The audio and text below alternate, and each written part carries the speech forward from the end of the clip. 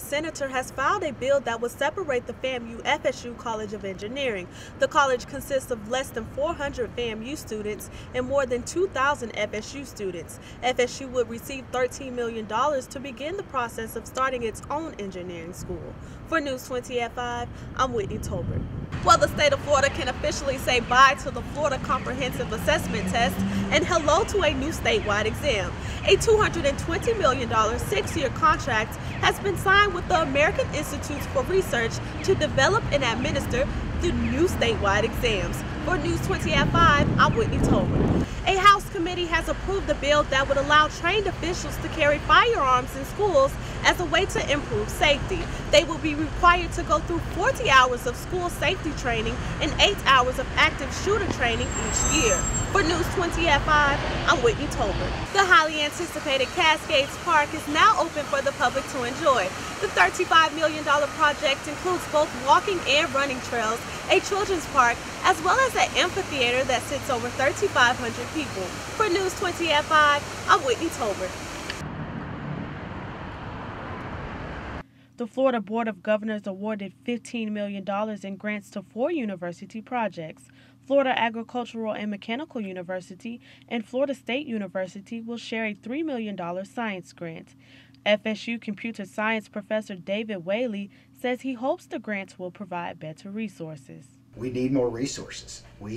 Our enrollment has grown dramatically in the last few years. I think maybe about 5 years ago we were down to like about 200 majors, and now in our department we're fastly approaching 700 majors. And to be able to keep up with demand, we really need more resources, more faculty, more staff. The grants funded by the Florida legislature aims to produce more students for careers in computer sciences, mathematics, and technology. FAMU Dean of the College of Science and Technology, Maurice Eddington, says how FAMU will spend their portion of the grant.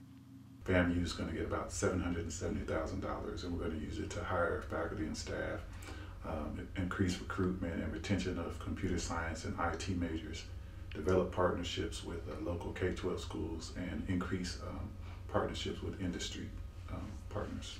The 2 universities project the grant will attract an additional 170 students to IT majors. Now the Florida Board of Governors has officially approved the funding. Within the next few weeks, the 2 institutions will begin to implement the project, leaving a smile on many students, faculty, and staff. For News 20 at 5, I'm Whitney Tolbert. The Tallahassee Southside Arts Complex could soon be closing its doors. An estimated $50,000 is required in payback rent for the 25,000 square foot building located in the Town South Shopping Center. Associate Director Kyle Hankerman says how the rent is normally paid. The rent is normally paid for through patrons, through donors, through sponsors who come here, people who just really love art lovers, if you would, and people who support this complex. Many of the financial burdens were accumulated through renovations, including the dance studio many use for practice.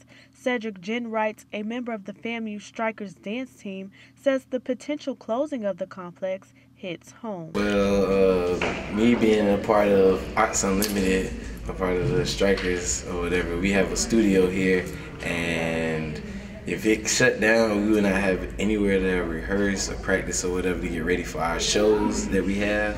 So that would be a big burden on the performance quality. For more information, visit southsideartscomplex.org. The complex is hoping to raise $25,000, half of that which is owed in back paid rent.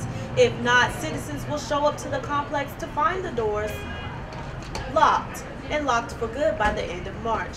For News 20 at 5, I'm Whitney Tolbert. A study by the Florida Legislature's Office of Program Policy Analysis and Accountability found red light safety cameras to be useful.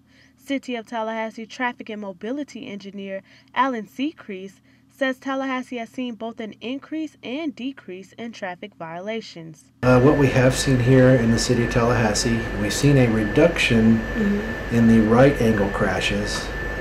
We have about a 35% reduction over 3 years that our program has been active, like I mentioned, in right angle crashes. However, we have seen about a 56% increase in the rear end crashes at the intersections. Within the past year, the City of Tallahassee collected $794,000 from traffic fines and violations. Tallahassee citizen Leroy Brown says he's no stranger to receiving red light citations.